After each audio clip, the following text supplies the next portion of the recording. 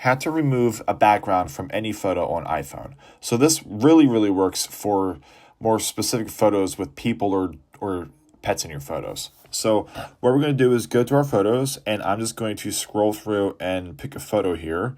Let's see, I'll just pick this one here. And what we can do is I will actually turn off the live photo option here so it's easier to focus in and cut this picture out. What will happen is your picture will save as a PNG file with the transparent background, just like any other photo if you're doing something on Photoshop. That way you just have the subject matter as the actual picture. So what we can do is click and hold. As you see, there's a slight outline going around the photo here. Option 1 is I can copy this photo. So it's copied, and I'm just going to send this to someone as a PNG. So we're going to go into a text message, and we're going to hit paste.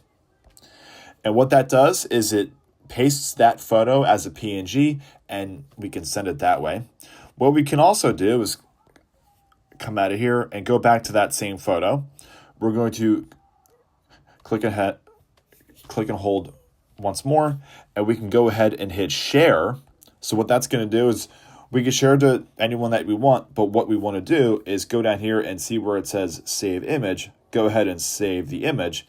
That way, if we go to the end of our gallery to the most recent photo, it's there as a PNG, and it will take up the entire photo, so it's a good size. But that's it. It's really easy to remove a background from any photo.